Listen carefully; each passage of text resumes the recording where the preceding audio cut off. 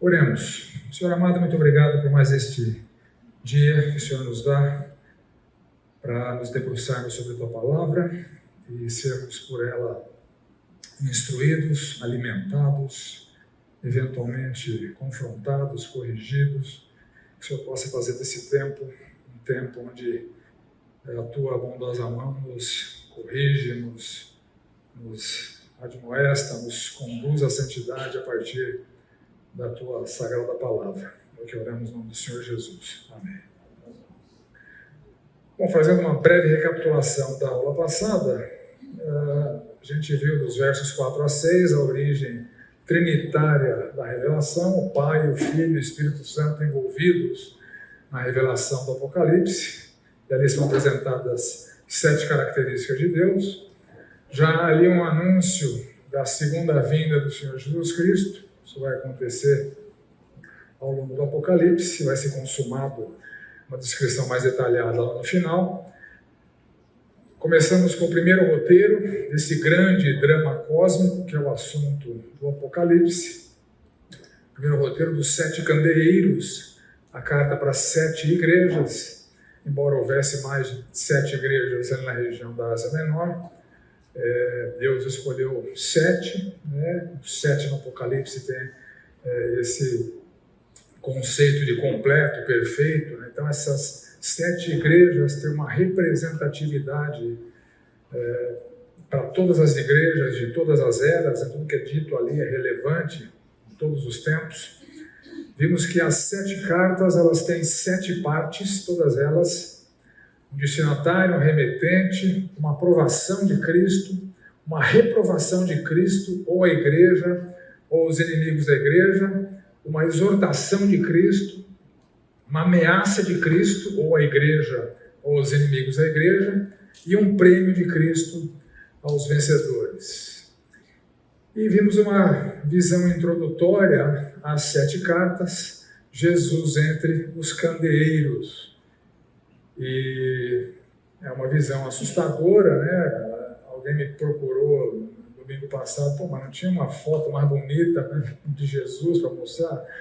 O artista representou a visão, né? A visão é uma visão assustadora, tanto é que João caiu morto, né? De pavor, de terror. Foi assim que o Senhor Jesus se apresentou, e várias daquelas características dessa visão inicial são mencionadas no remetente. A característica que Jesus menciona no remetente da carta tem a ver com o problema da igreja, com o teor da carta, né? E vimos o primeiro candeeiro, a igreja em Éfeso, e a síntese que eu defini para aquela igreja foi a seguinte: a igreja que parecia perfeita, mas porque não amava mais como antes, o Senhor preferia que não existisse. Foram palavras duras, palavras fortes para aquela igreja. E essa é a visão que deixou João prostrado como morto, né? Tamanha o impacto, né, do Senhor Jesus entre os candeeiros. Ao longo do curso eu vou trazer algumas visões que pessoas representaram, né, a partir das palavras do Apocalipse. Obviamente não é uma representação perfeita, mas dá para a gente ter uma ideia do que João viu, né? Se você se assustou com essa, prepare-se que vem coisa pior.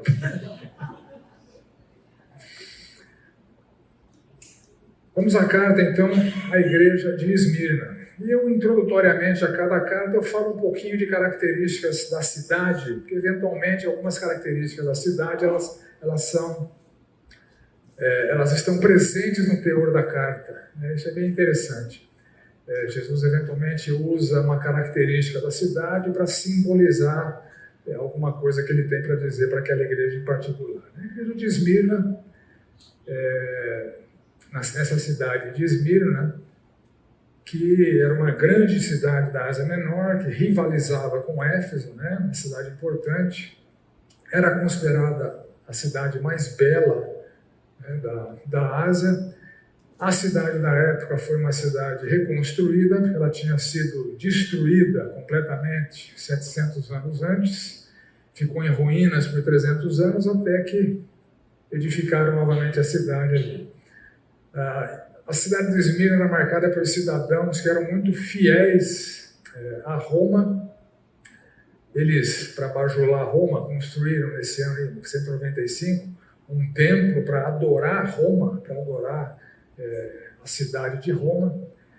Em 95, o exército romano foi surpreendido por um inverno muito rigoroso, e quando os cidadãos de Esmirna souberam, enviaram suas próprias roupas para salvar os soldados. Né?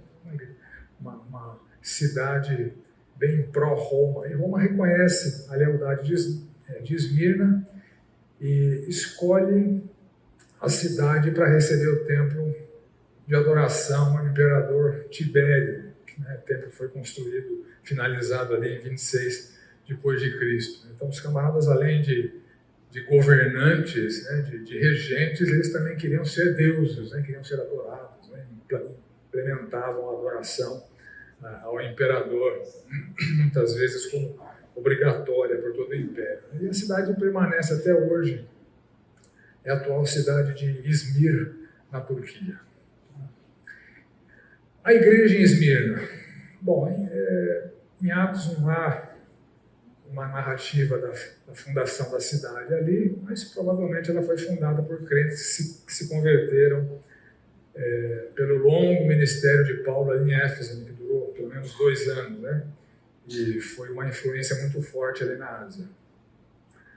Policarpo, um dos pais da igreja, que foi discípulo de João, foi bispo em Esmirna, foi martirizado em Esmirna. Aí Policarpo era amilenista. Só para constar. Então vamos à carta. A carta está lá no Apocalipse capítulo 2, a partir do verso 8. Ao anjo da igreja em Esmirna escreve: estas coisas diz o primeiro e o último, o que esteve morto e tornou a viver. Conheço a tua tribulação, a tua pobreza, mas tu és rico, e a blasfêmia dos que a si mesmos se declaram judeus e não são, sendo antes sinagoga de Satanás. Não temas as coisas que tens de sofrer. Eis que o diabo está para lançar em prisão alguns dentre vós, para seres expostos à prova, e tereis tribulação de 10 dias. Sê fiel até a morte, e dar-lhe-ei a coroa da vida. Quem tem ouvidos, ouça o que o Espírito diz às igrejas. O vencedor de nenhum modo sofrerá dano da segunda morte. Bom, o destinatário da carta, o anjo da igreja de Esmirna, como vimos, anjo era um mensageiro humano e não um ser angelical, que não cabia no esquema que foi apresentado na introdução da carta no processo de revelação. A revelação de Jesus Cristo, que Deus deu para Jesus Cristo, que através do seu anjo entregou para João para entregar para os seus servos. Então, o anjo das igrejas está dentre os servos, que era o mensageiro utilizado como porta-voz da mensagem. O remetente, o Senhor Jesus se apresenta como o primeiro e o último, o que esteve morto e tornou a viver. Essa descrição faz parte daquela visão inicial. Novamente, ele reafirma a sua semelhança com Deus Pai. Primeiro, último, alfa e ômega. É assim que o Deus Pai se apresenta, e é assim que o Senhor Jesus Cristo se apresenta ao longo do Apocalipse. Esteve morto e, pela ressurreição, tornou a viver. Então, o Senhor Jesus é um modelo de esperança àquela igreja que seria um berço de mártires. Porque aquela igreja é chamada para ser um berço de mártires. Seria uma igreja sofredora e muitos seriam levados à morte, ali como a gente vai ver que aconteceu. Então a descrição está ligada à ameaça para a igreja. Morte por causa de Cristo, mas não como alvo de disciplina de Deus, porque algumas ameaças aqui vão ser de morte, mas morte aos desobedientes, como a Jezabel e seus filhos. Mas aqui não, aqui a morte é por conta da fidelidade a Cristo. Então a descrição está ligada à ameaça e ao prêmio. Eu estive morto e tornei a viver. Então, se você morrer por mim, tenha certeza que você vai tornar a viver. Né? E receberia como prêmio, então, a coroa da vida, né? A consumação da salvação lá na eternidade. Aprovação da igreja. Conheço a tua tribulação. Então, a igreja já estava sendo perseguida, já estava sob forte perseguição. Lembrando que o Domiciano antipatizava com os cristãos e implementou uma perseguição à Igreja de Cristo, aos cristãos, e curiosamente o judaísmo não era uma religião ilícita durante o Império do Domiciano, era uma religião reconhecida e aceita pelo Império Romano, mas o cristianismo não. O cristianismo voltou a ser perseguido como Nero perseguiu os cristãos ali nos tempos de Paulo. Conheço a tua pobreza. Então, uma possível referência à situação econômica das pessoas da igreja. A igreja é formada predominantemente por pessoas pobres. Esta pobreza pode estar relacionada com o fato da igreja ser fiel ao Senhor Jesus Cristo, que representava uma série de sanções sociais e econômicas. As pessoas perdiam sua renda porque eram perseguidas e os cidadãos se recusavam a fazer negócio com as pessoas. Então, a pobreza pode estar relacionada, inclusive, com a fidelidade ao Senhor Jesus Cristo. Mas tu és rico. Então, o Senhor, obviamente, está se referindo às riquezas espirituais, aos tesouros celestiais que aquela igreja tinha. Uma ótima igreja, uma igreja modelo. E o Senhor reconhece que as obras que eles praticavam eram obras preciosas, né? Por isso que eles eram considerados como ricos. Reprovação a essa igreja? Nenhuma. O Senhor Jesus não fala nada contra a igreja. Isso acontece só 2 vezes. Esmirna e Filadélfia são as únicas 2 igrejas que não têm nenhuma reprovação do Senhor Jesus Cristo. Eram igrejas exemplares para nós. A reprovação, então, aqui aparece não para a igreja, mas para os inimigos da igreja. Então, a blasfêmia, né, segundo o Senhor Jesus, a blasfêmia dos que a si mesmos se declaram judeus e não são, sendo antes sinagoga de Satanás. Então, ao contrário do cristianismo, como eu disse, o judaísmo era lícito no império, e os judeus que estavam livres para se reunir nas suas sinagogas, inclusive ali na cidade de Esmirna, o Senhor Jesus aponta eles como pessoas blasfemas, como pessoas que não eram povo de Deus. Apesar de terem a raça, eles não eram considerados povo de Deus, porque para ser povo, o critério que Deus usa não é a raça, é a fé. Né? E eles eram blasfemos, eles negavam o Senhor Jesus Cristo. Né?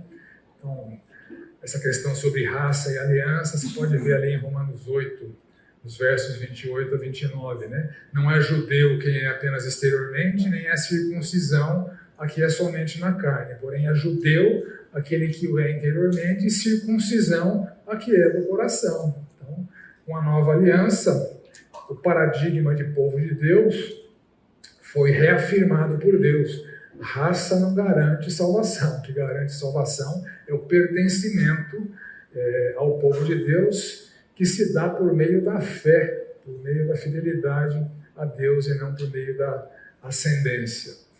Eles eram blasfemos contra Jesus, como sempre foram. Os judeus em geral, durante o ministério do Senhor Jesus Cristo, por várias ocasiões, blasfemaram contra Jesus. Eu trouxe um texto aqui, né? Responderam, pois, os judeus e lhe disseram, lá em João 8, porventura não temos razão em dizer que és samaritano e tens demônio? Replicou Jesus, eu não tenho demônio, pelo contrário, eu honro a meu Pai, e vocês me desonram. E isso que acontecia ali, durante o ministério de Jesus, continua acontecendo na forma do judaísmo, que rejeitou o Salvador, que rejeitou o Messias, e insistia na antiga aliança. Então Jesus chama aquela sinagoga de sinagoga de Satanás.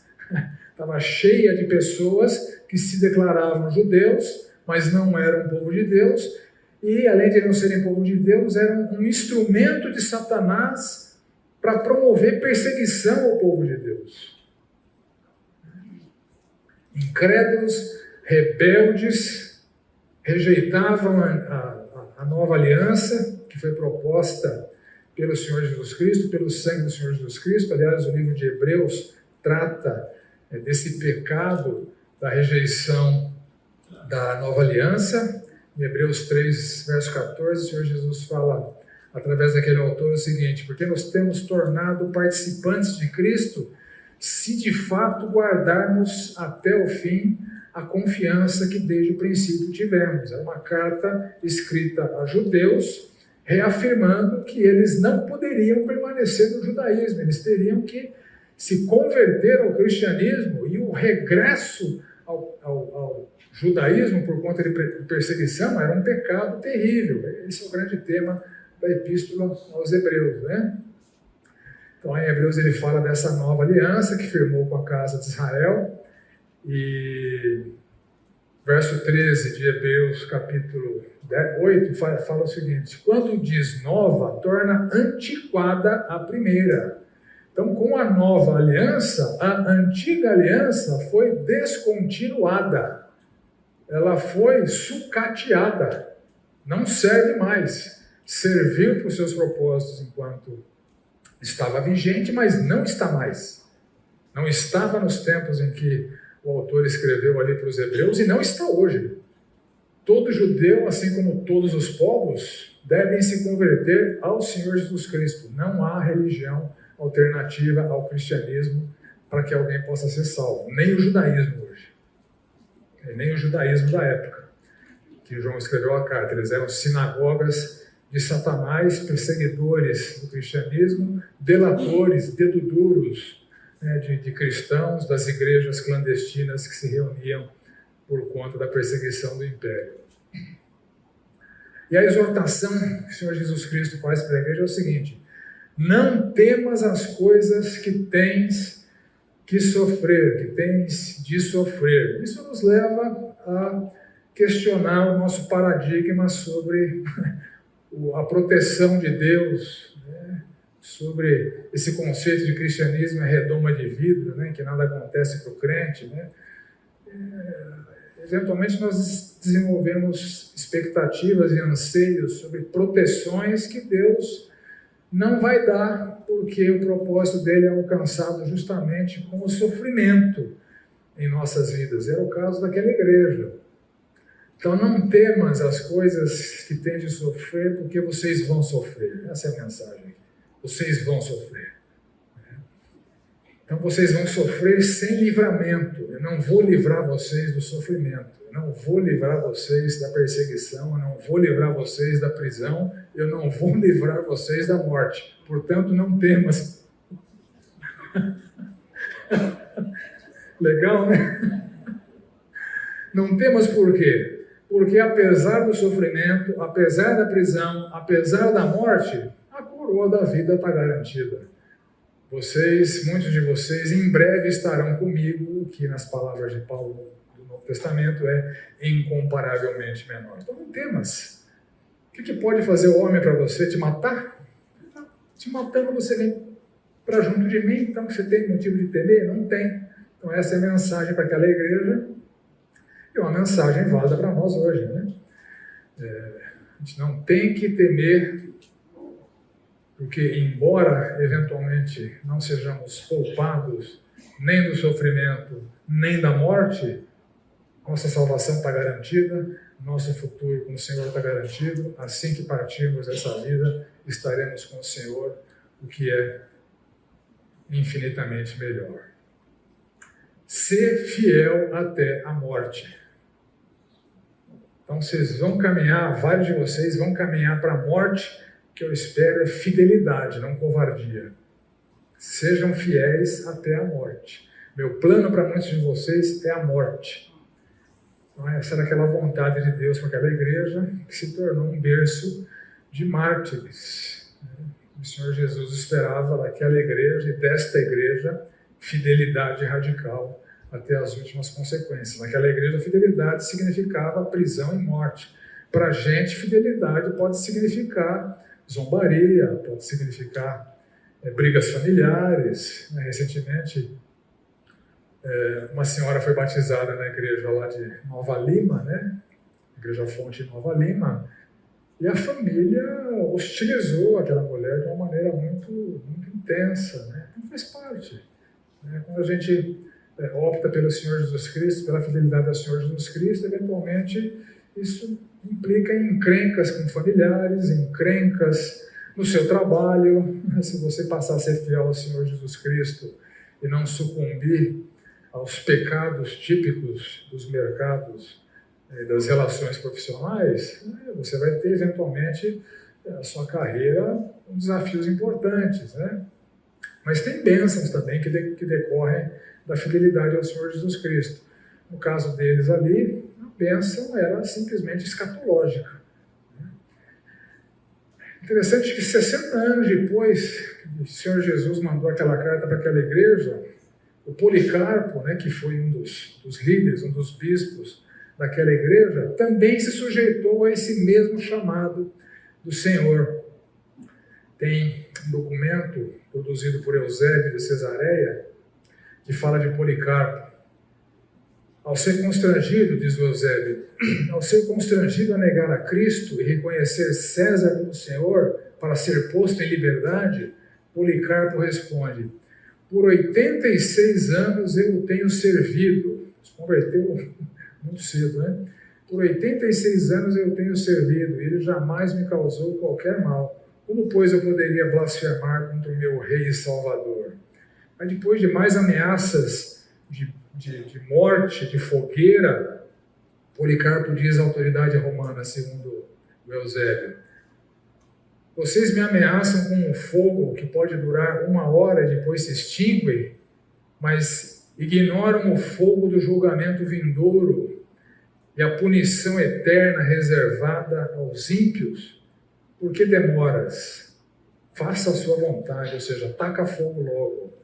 Isso foi Policarpo, atendendo 60 anos depois o chamado ao martírio que foi feito para aquela igreja. Foi queimado em Esmirna em 155 depois de Cristo. A ameaça para aquela igreja não vem de Cristo, mas vem dos inimigos da igreja, né? O diabo está para lançar em prisão alguns. Então, os instrumentos do diabo, aqueles perseguidores, delatores da sinagoga de Satanás, dos judeus que não eram povo, seria um instrumento diabólico para colocá-los na prisão.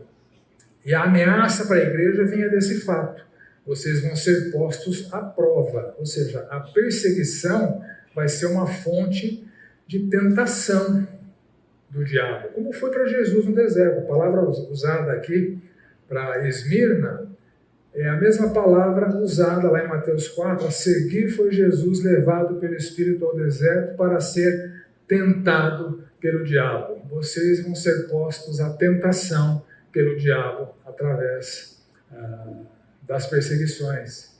Então, negar Jesus significava permanecer vivo e seguro.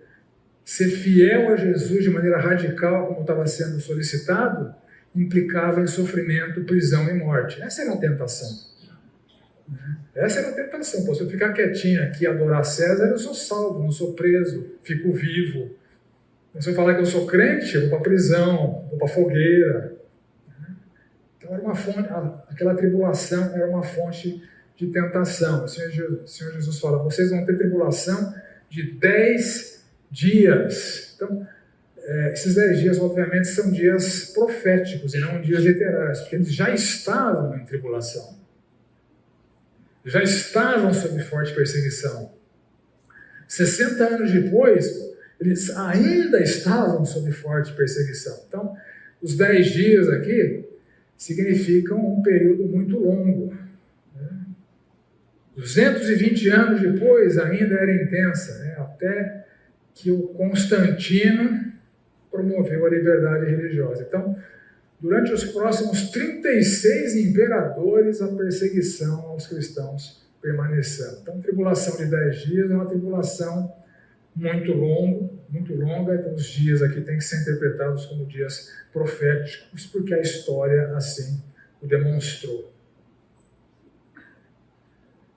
E o prêmio para essa igreja é escatológico. Eventualmente, para algumas igrejas, o prêmio era imediato e escatológico. Aqui é só escatológico.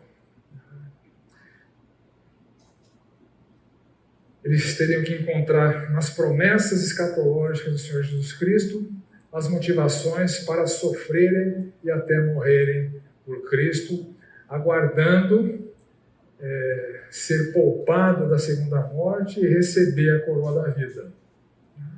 Esse era o prêmio. O prêmio era lá na frente. Em vida eles não teriam prêmio, não. E o prêmio está ligado à descrição inicial do Senhor Jesus Cristo, né? O que esteve morto e tornou a viver. Então, assim como eu morri e vivi, vocês vão também passar pela mesma experiência. Aí eu vou te dar a coroa da vida, o reinado eterno com Cristo, e o vencedor de modo nenhum sofrerá o dano da segunda morte. A vitória e o livramento da morte eterna. Essa é a segunda morte no Apocalipse, a morte eterna. Então, algumas aplicações para essa carta à igreja de Esmirna. Em primeiro lugar, nós devemos ajustar nossas expectativas sobre a proteção divina. Muitas vezes a vontade de Deus é o sofrimento e não o livramento. Às vezes é o livramento, mas às vezes é o sofrimento. Deus pode permitir sofrimentos que nós não desejamos. Vide Jó. Vide Jó. Que depois de passar pelo sofrimento, Jó passou a ser o Jó 2.0, o Jó aprimorado. O Jó já era o camarada mais piedoso da face da terra. Tanto é que Deus começa a provocação com Satanás. Você viu meu servo Jó? Por duas vezes, você viu meu servo Jó? Aí Satanás pinta e borda com a vida de Jó. Jó permanece íntegro, permanece fiel. Os amigos de Jó conseguem fazer com Jó o que Satanás não conseguiu, fazer Jó pecar. Então, na hora do sofrimento, escolhe bem seus amigos. Aí, quando finalmente Deus fala alguma coisa para Jó, Deus fala, mas não responde. A indagação de Jó sempre foi: por quê? Por quê? Por quê? E quando Deus fala, Deus pergunta: onde é que você estava quando eu lancei os fundamentos da terra? Aí dá uma aula de teologia natural para Jó. E não responde. Mas no final, Jó se arrepende do seu pecado e tem aquela expressão de adoração: te conhecia só de ouvir, agora meus olhos te veem. Jó 2.0. E muitas vezes Deus, através do sofrimento, quer fazer de mim e de você pessoas versão 2.0, pessoas aprimoradas. Então, alinhar nossa expectativa sobre a proteção divina. O sofrimento é um instrumento de Deus para a purificação das nossas vidas, gostemos ou não. Perseguições por causa de Cristo são inevitáveis. O Senhor Jesus já havia dito isso. Se me perseguiram a mim, também perseguirão a vocês. O que nos leva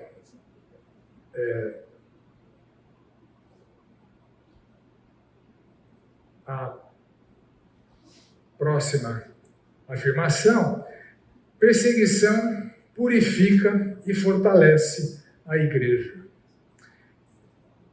Igrejas perseguidas tendem a ser purificadas, né? Os nominais, os falsos crentes vão embora e os fiéis permanecem, e esses fiéis se fortalecem.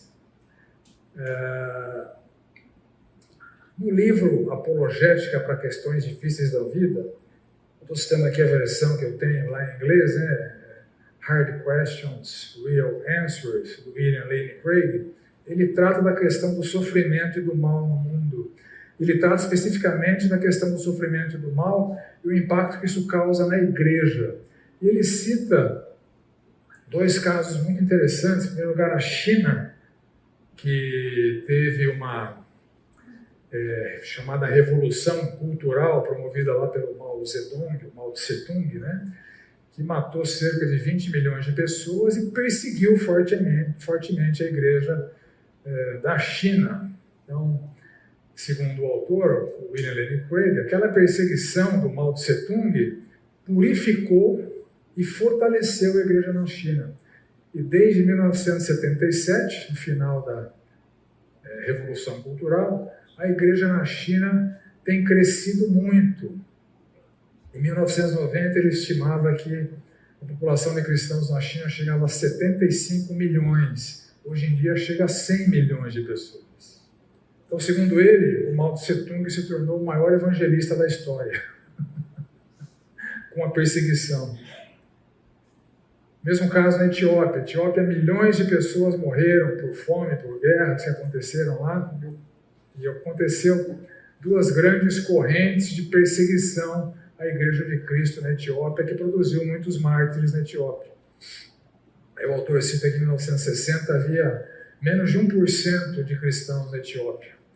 Mas esse 1% de cristãos em 1990 chegou a 13% de cristãos e hoje chega a 60% a 65% de pessoas da Etiópia que se declaram cristãs.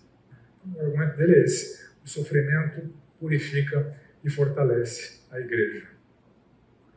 Foi assim com Esmirna, foi assim com várias igrejas ao longo da história. E eventualmente no sofrimento, nossa esperança pode ser o único alento disponível.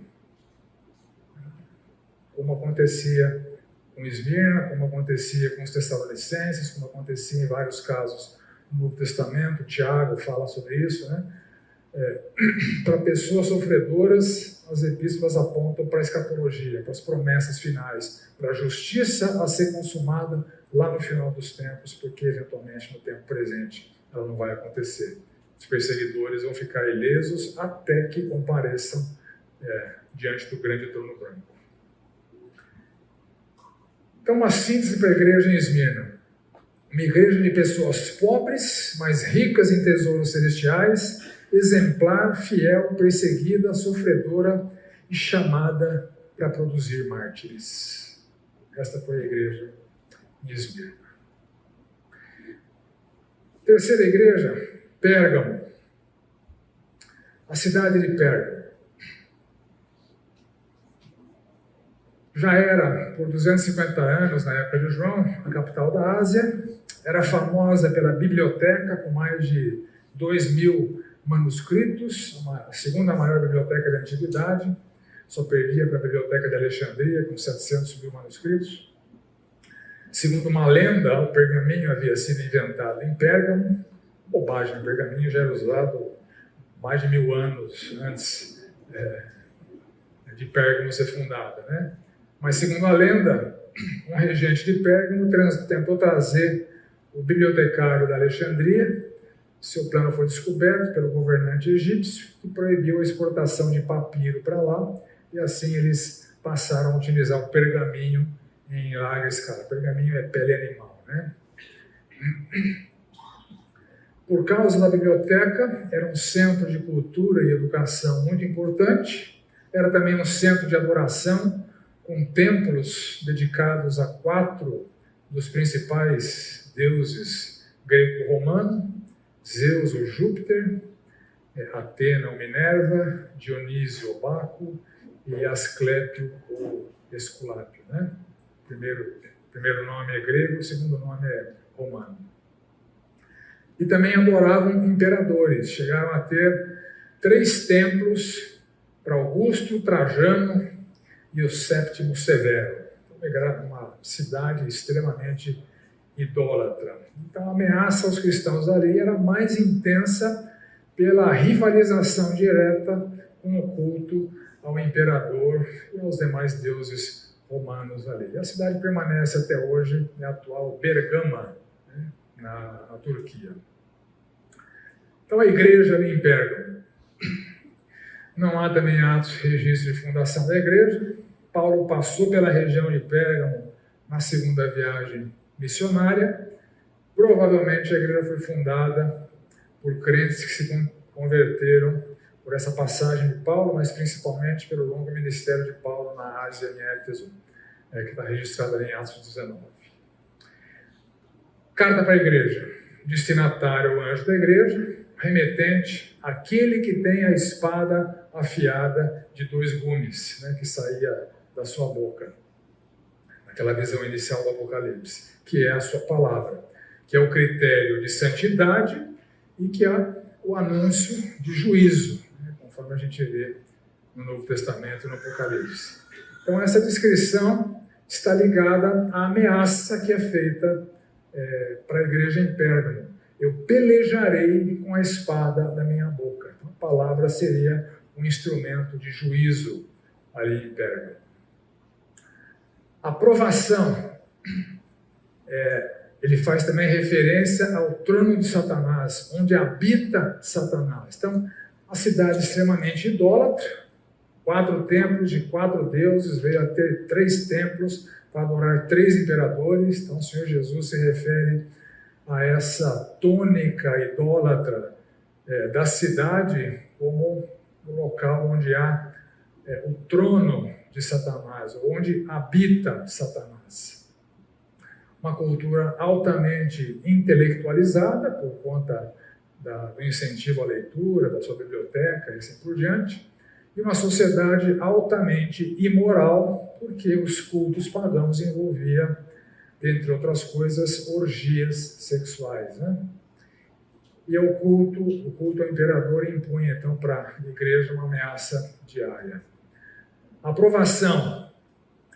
Conservas o meu nome e não negaste a minha fé. No meio daquele antro de adoração, no lugar onde Satanás habitava, no lugar onde estava o trono de Satanás, a igreja permaneceu fiel, zelosa pelo senhorio do Senhor Jesus Cristo, apesar dos riscos, não negaram a fé, apesar da perseguição ostensiva, e mesmo com alto custo social e econômico.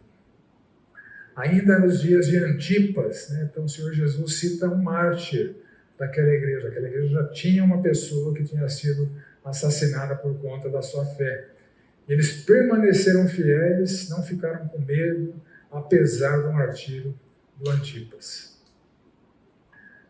A reprovação. Seu maior problema não era o trono de Satanás, não era a moradia de Satanás. Segundo Jesus, seu maior problema era interno e não externo. Isso é muito curioso. Apesar de fiéis, eles não praticavam a disciplina bíblica, que foi estabelecida pelo Senhor Jesus ali em Mateus 18, e eles toleravam dentro da igreja 2 heresias, a de Balaão e a dos Nicolaitas. E essa é uma afirmação que eu gosto de repetir. Onde há desvio teológico, há desvio moral. Se a Bíblia não é referência para teologia, ela também não é referência para santidade. Se ela é desmerecida na teologia, ela é desmerecida na ética. Então, onde há desvio teológico, há desvio moral. Então, tanto a doutrina do Balaão quanto dos Nicolaitas tratavam desses 2 desvios, teológicos e morais. Tens aí os que sustentam a doutrina de Balaão. Então, o Senhor Jesus faz referência a esse profeta mercenário. Balaão não era um judeu, né? Era um profeta mercenário, um adivinho, né? No Antigo Testamento, que foi... Eu vou falar uma sequência aqui. Eles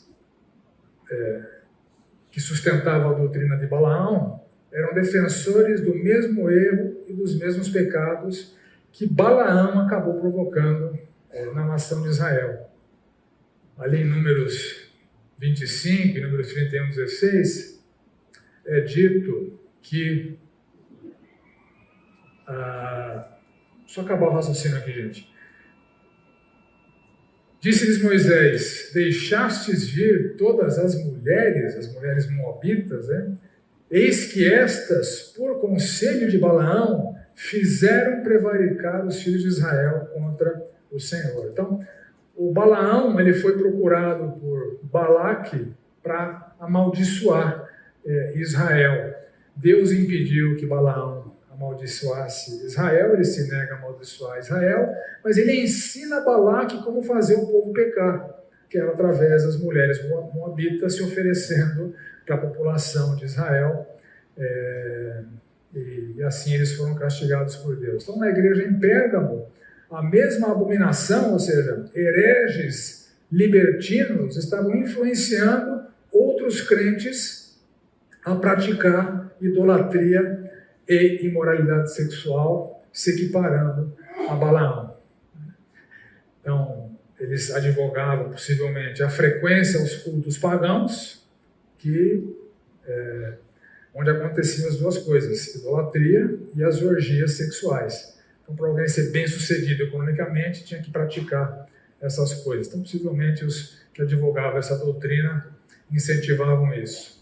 Ele fala também da doutrina dos nicolaítas. Então, nós temos pouquíssima informação sobre essa doutrina na Bíblia. Éfeso foi aprovada porque não aceitava essa doutrina, Pérgamo foi reprovada porque tolerou. Há um escrito de Ireneu, fora da Bíblia, um dos pais da igreja, que ele fala que os nicolaítas eles advogavam uma libertinagem desenfreada. Então, possivelmente os nicolaítas assimilaram o gnosticismo, que era uma filosofia, religião, que foi combatida por João na sua primeira epístola, mas segundo o gnosticismo, o corpo é ruim e o espírito é bom. O que eu faço com o meu corpo não afeta a minha espiritualidade. Então eu posso ir lá transar com as prostitutas cultuais, que a minha santidade não é afetada. Essa era basicamente a ênfase do gnosticismo. Então é possível que os nicolaítas estavam associados ao gnosticismo. A exortação é: arrepende-te, tanto a igreja omissa quanto os adeptos da heresia. O arrependimento da igreja seria a intolerância às heresias e aos desvios morais dentro da igreja, ou seja, a prática da disciplina bíblica, a exclusão da igreja dos que se recusarem a se arrepender e abandonar essas duas heresias e os dois pecados inerentes. E o arrependimento dos hereges, que significaria o abandono da doutrina de Balaão e da doutrina dos nicolaítas, que envolvia os desvios morais também. A ameaça para a igreja: venham a ti sem demora, ou seja, se vocês permanecerem omissos e tolerantes aos hereges imorais, vocês vão ser disciplinados. Então a disciplina da igreja seria imediata, ou seja, eles teriam que rapidamente tratar com esses pecados. E aos hereges, contra eles pelejarei com a espada da minha boca, a espada de dois gumes que sai da minha boca. Então Jesus ameaça executar o juízo àqueles crentes adeptos das duas heresias, e visivelmente aqui é uma ameaça de morte. E o prêmio, no caso aqui de Pérgamo, é imediato e escatológico. Ao vencedor dar-lhe-ei do maná escondido. Maná é uma referência a essa provisão espiritual de refeição, é o pão do céu. Então, o maná escondido é um contraste aos banquetes dos pagãos, era uma refeição íntima com o Senhor, indisponível aos descrentes. Esse é o sentido do maná escondido. Então, esse alimento celestial, uma refeição íntima com o Senhor, para ser desfrutada aqui nessa vida. E uma pedra branca com um nome misterioso. O que se pode dizer sobre essa pedrinha branca com um nome misterioso escrito é, em primeiro lugar, é um prêmio valioso, portanto é alguma coisa boa, é exclusivo aos salvos, então é para os vencedores, envolve um mistério, oculto de quem é descrente. Então um paralelo claro aqui com o maná escondido, assim como o maná era escondido dos crentes, essa pedrinha com o nome escrito também era escondida deles. Então é algo íntimo e pessoal entre aquele que é salvo e o seu Salvador. Então é um símbolo de pertencimento a Cristo. E sobre esse nome novo, ou nome misterioso, no Apocalipse, você verá em Apocalipse 19, 11 e 13, o nome é o Verbo de Deus. Então esse nome que ninguém conhece, que é compartilhado com o vencedor, ou seja, 2,17, 3,12 e 19, de 11 a 13, o nome misterioso é o Verbo de Deus. Somente o crente conhece Somente o crente tem acesso ao conhecimento íntimo do nome de Deus. É um símbolo de pertencimento, então o nome de Cristo, o Verbo de Deus, é um símbolo de pertencimento, assim como o nome da besta, os que carregavam o nome da besta, simbolizava o seu pertencimento àquela besta. Então, os vencedores desfrutam dessa refeição íntima e do conhecimento íntimo do Verbo de Deus, desde agora para todo sempre.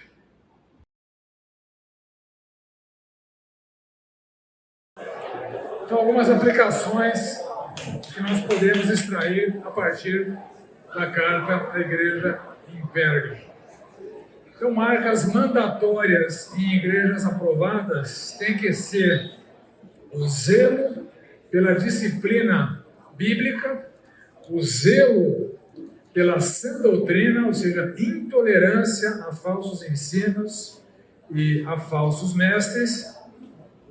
Muitas vezes essa tolerância ela vem disfarçada de amor, né, de acolhimento, mas falso mestre, falso ensino não pode ser acolhido pela igreja, isso é pecado e tem que ser tratado como tal. O domínio prático da espada da palavra é a única proteção segura contra desvios teológicos e desvios morais. A gente tem que aprender a pensar teologicamente, a julgar pastores, mestres e assim por diante, em função da palavra de Deus. Isso é o discernimento teológico que protege a igreja. Igrejas formadas por pessoas ignorantes na palavra são igrejas mais suscetíveis às heresias, aos falsos ensinos, aos desvios teológicos e aos desvios morais. Então, de nós é esperado que sejamos o povo da palavra de Deus. Os batistas já tiveram essa fama, né? Os batistas já foram conhecidos como o povo da Bíblia, né? O povo da palavra de Deus. Eu temo que hoje isso já não é tão mais verdadeiro, né? E uma síntese para a igreja em Pérgamo, uma igreja fiel, apesar das fortes opressões satânicas, mas que pecava por omissão, pois tolerava erros doutrinários e práticas pecaminosas. Recentemente eu li uma frase muito interessante, né? Mais assustador do que a maldade dos maus é a omissão dos bons, né? Isso em todas as áreas, né? Às vezes a gente se omite diante de situações onde a gente poderia intervir de maneira direta. Por exemplo, crianças pobres pedindo dinheiro, né? Enfim. Mas a omissão, muitas vezes, na igreja é algo terrível, algo que o Senhor abomina. Né? Omissão na prática da disciplina é algo abominável para o Senhor. Próxima igreja, a igreja em Tiatira. A cidade de Tiatira era a menor das 7. Geografia do local não favorecia a sua proteção, ela era facilmente invadida. Para Roma, a principal função da cidade de Tiatira era oferecer uma resistência inicial aos inimigos que estivessem rumando para atacar Pérgamo, a capital, né? Tornou-se uma cidade com um comércio muito desenvolvido e aquela época de João foi a época de maior prosperidade econômica da cidade. E na cidade havia várias associações de comerciantes de lã, de linho, de tingimento, curtumes, artesanato de couro, né, oleiros, né, artesanato em cerâmica e barro, etc. E para cada negócio tinha um Deus, um Deus protetor, um Deus patrono, né? Então, dos associados a essas práticas comerciais, era esperado que participassem dos cultos às entidades patronais, comessem das comidas sacrificadas a esses ídolos, participassem das orgias sexuais cultuais. Então, para prosperar economicamente, alguém deveria se filiar a alguma associação e participar dos eventos cultuais daquela associação. E a recusa em fazer isso implicava em sanções importantes econômicas e sociais. A igreja em Tiatira também não tem atos, um registro da fundação da igreja.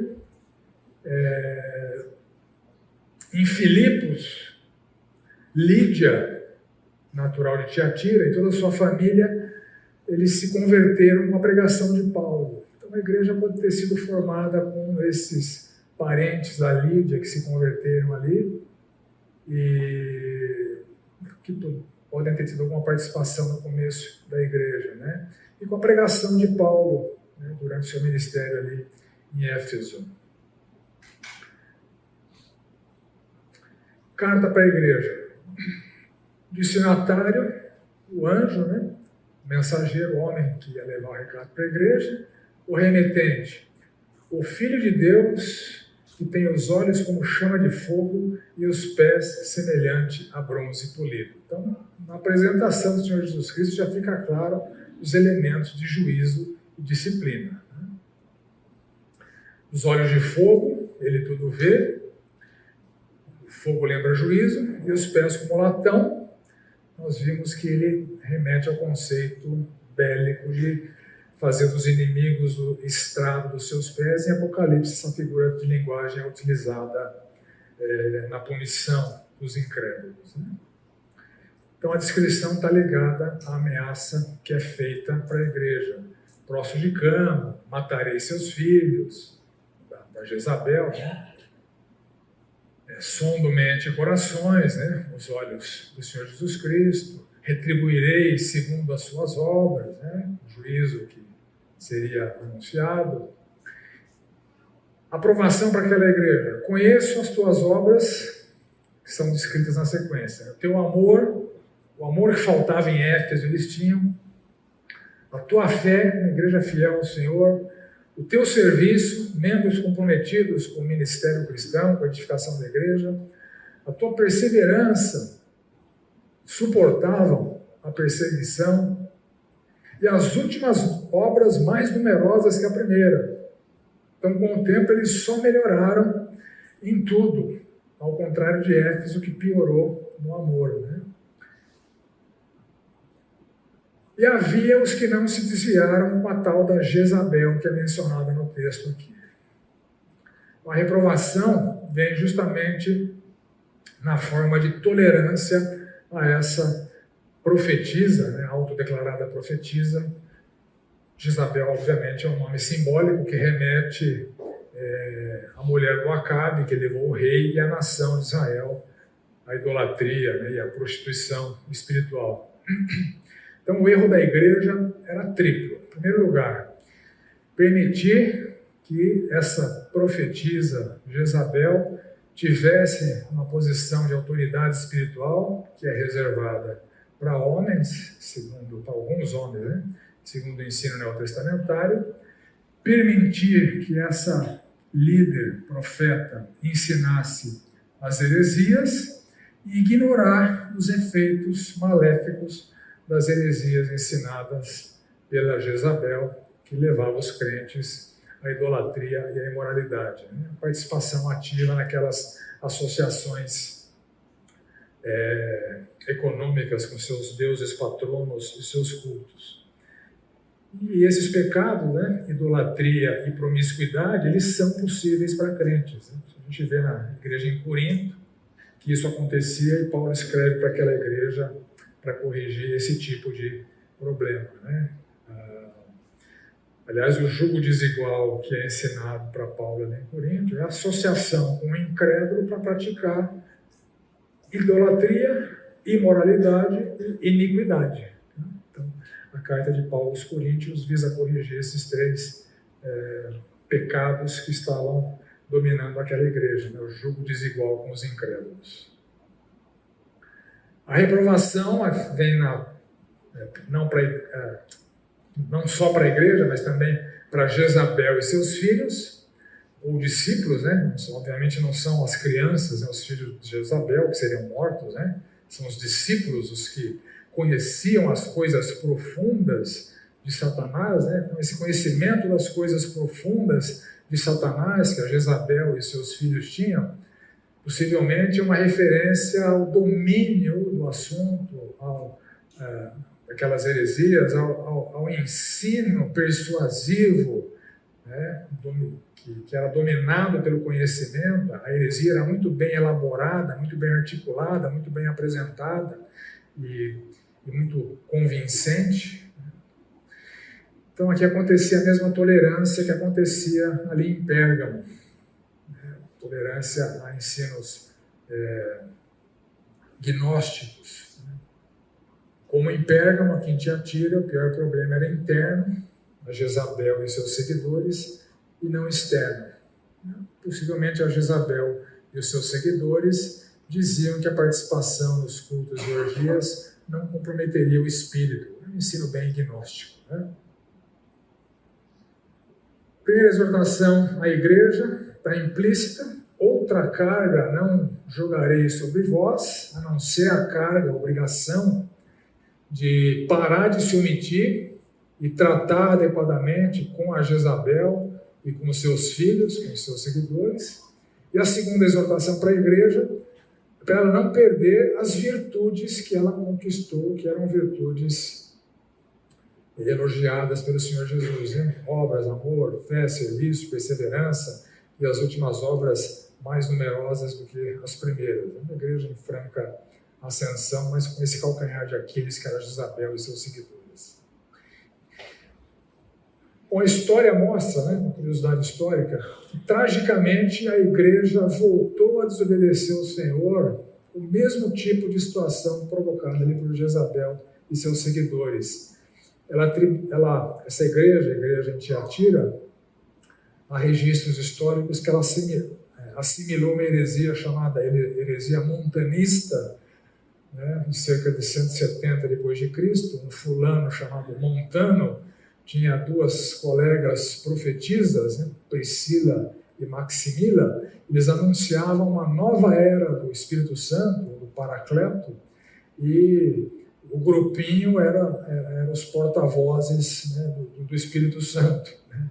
Então, mais duas Jezabel aqui, né, contaminando a igreja. Então, a igreja deu ouvidos a Montano e essas suas duas profetisas, e a igreja, o Senhor acabou fazendo com que a igreja desaparecesse no final do segundo século. A igreja morreu por conta da assimilação dessas heresias. Ameaça a Jezabel e seus filhos, ou seus seguidores, né, os olhos de fogo e os pés como bronze polido, né, que o Senhor Jesus se anuncia. Então, levar crentes ao pecado é um pecado muito sério e tratado com maior rigor pelo Senhor Jesus. E mesmo assim, o Senhor deu chance de arrependimento para Jezabel. É curioso, né? A misericórdia do Senhor é um negócio surpreendente muitas vezes, né? Possivelmente ela foi exortada pelo grupo que não tolerava as suas heresias, os seus ensinos enganosos. Então, através dessas pessoas, Deus teria dado chance para aquela mulher se arrepender e abandonar os seus falsos ensinos. Mas isso não aconteceu. Aí o Senhor diz que traria doenças, próstro de cama, sofrimento, tribulação, tanto a ela quanto aos seus filhos, quanto aos seus seguidores. O Senhor traria a morte aos seus filhos. Então, uma ameaça de morte para despertar temor nas demais igrejas. Então, olha a sua seriedade, né? Eles estavam, na sua doutrina, levando crentes ao pecado. O Senhor Jesus, eu vou vir e vou matar essas pessoas. E as outras igrejas vão temer essa disciplina. Ameaça a igreja: darei a cada um segundo as vossas obras. Então o Senhor disciplina tanto o pecador quanto os omissos. A omissão também é um pecado, né? Segundo Tiago, aquele que sabe que deve fazer o bem e não o faz, nisso está pecando. E o prêmio também é imediato e escatológico. No verso 26, que guardar até o fim as minhas obras, ou seja, os que permanecerem no bom testemunho cristão, receberá autoridade sobre as nações, que é o papel da igreja, no presente, autoridade para proclamar o Rei Jesus, a salvação do Messias às nações, e no futuro, o julgamento das nações. A igreja participará, né, como Paulo ensina ali para os Coríntios, 1 Coríntios 6, não sabeis que os santos hão de julgar o mundo? Então, o julgamento que vai acontecer dos incrédulos, de alguma maneira a igreja vai estar presente ali, julgando as nações. Então, a autoridade sobre as nações tem esse aspecto presente, da autoridade da pregação, e futuro, da participação no julgamento final, né?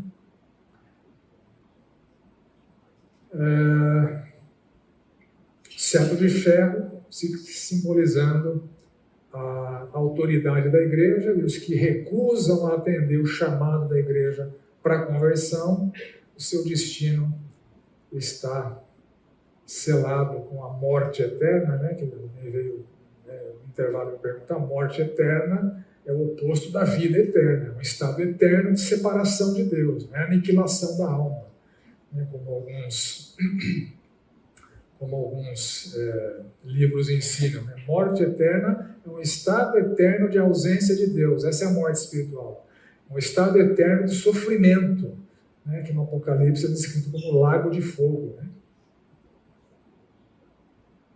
E o prêmio da estrela da manhã, que é a glória de Jesus, conforme Apocalipse 22, 16, ou seja, assim como eu recebi do Pai, eu vos darei. Jesus disse isso ali em João 17, né? Agora glorifica-me tu, ó Pai, junto de ti mesmo, com aquela glória que eu tinha contigo antes que o mundo existisse. E não rogo somente por esses, mas também por aqueles que vierem a crer em mim por intermédio da sua palavra, a fim de que todos sejam um, como tu és, ó Pai, em mim, e eu em ti, também sejam eles em nós, para que o mundo creia que tu me enviastes. Eu lhes tenho transmitido a glória que tens me dado. Então, a estrela da manhã é a glória do Senhor Jesus Cristo que Ele prometeu compartilhar conosco, né? Nossa salvação é gloriosa, nossa missão é gloriosa, nosso destino é glorioso, como é disso que trata esse símbolo. Algumas aplicações para a carta à igreja em Tiatira. Heresias conseguem penetrar mesmo em igrejas bíblicas e sadias. É o caso da igreja ali em Tiatira, uma igreja em ascensão, que só melhorou com o tempo, mas tinha esse calcanhar de Aquiles da Jezabel ali, né? Então nós devemos zelar pelo modelo bíblico de liderança eclesiástica, que é o modelo estabelecido pelo Senhor. Aqueles que almejam o episcopado, excelente obra almeja, é necessário, entretanto, que o bispo seja irrepreensível, marido de uma só mulher. Então, liderança eclesiástica é um papel, é uma função masculina. Isso não pode ser interpretado e assimilado e entendido por paradigmas humanos. Mulheres e homens são igualmente herdeiros da mesma graça, como Paulo fala ali em Pedro, mas tem funções diferentes no casamento e na igreja. Então, na igreja, Deus reproduz um modelo que ele estabeleceu no casamento. O marido é o cabeça, a mulher é a auxiliadora. Então, a liderança eclesiástica é um papel masculino, isso não é demérito das mulheres, é um modelo de funcionamento da igreja criado pelo Senhor Jesus Cristo que nós devemos assimilar e obedecer. E nós devemos supervisionar com lupa todos os nossos contextos de ensino. Aqui nessa igreja, o ensino acontece em muitos lugares, né? Em lares, nas reuniões dos diversos ministérios, né? Em classes de crianças, de pré-adolescentes, de adolescentes, de jovens. Então a gente precisa estar sempre monitorando o que acontece, e vez ou outra a gente percebe que tem algum problema que precisa ser corrigido, e a gente precisa agir prontamente para corrigir. E isso é uma forma de zelar pela sã doutrina, né? E a disciplina que vem do Senhor, mais uma aplicação, né? Deve ser temida. Nós devemos andar em temor. E aqui a disciplina viria na forma de doença, sofrimento e morte. E o Senhor pode usar os mesmos meios para disciplinar a sua igreja nos dias de hoje. Uma síntese para a igreja a gente já tira. Uma igreja piedosa, trabalhadora, amorosa, perseverante, em franca ascensão, mas tolerante à destruidora presença do mal que a corroía internamente. Sardes, a igreja morta.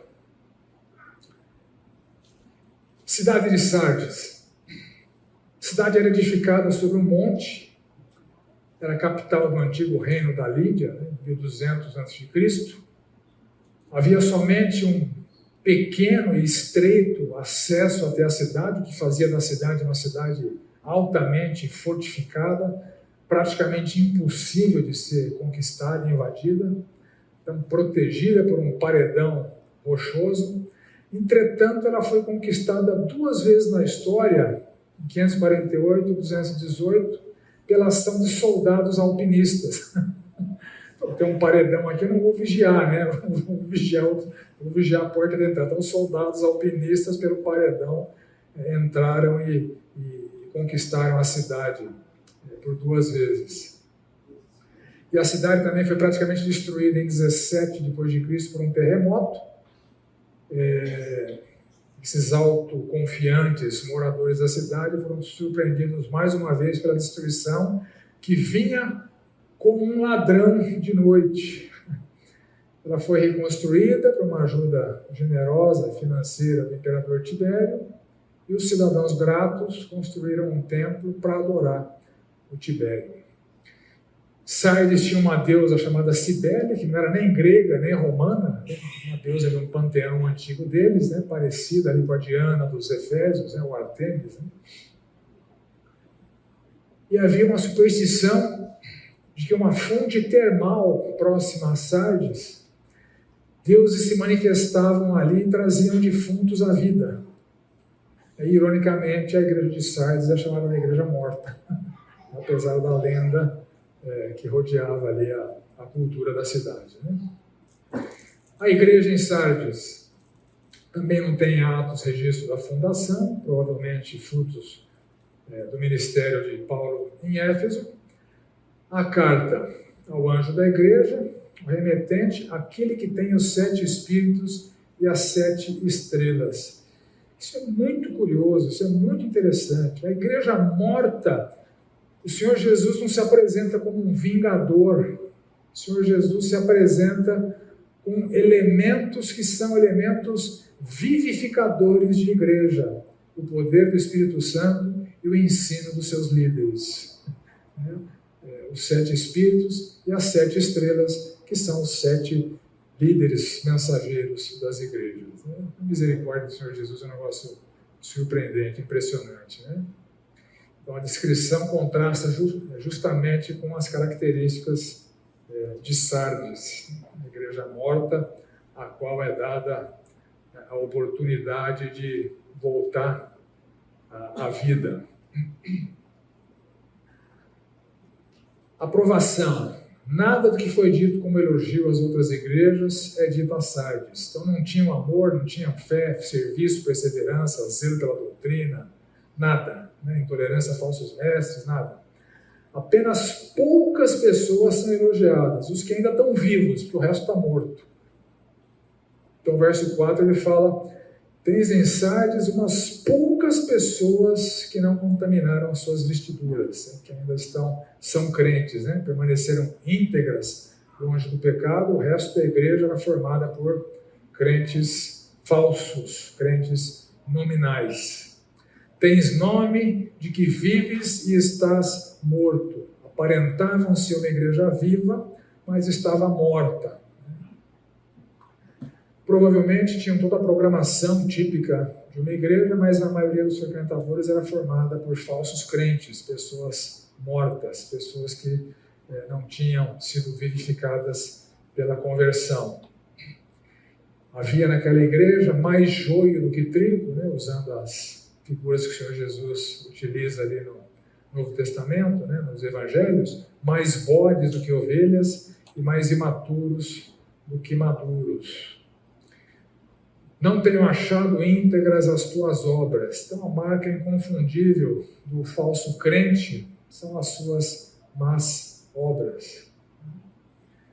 Em Mateus 7, o Senhor Jesus fala: nem todo que me diz Senhor, Senhor entrará no reino dos céus, mas aquele que faz a vontade de meu Pai que está nos céus. E ele apresenta várias credenciais que os falsos mestres, no caso aqui, apresentavam sobre si.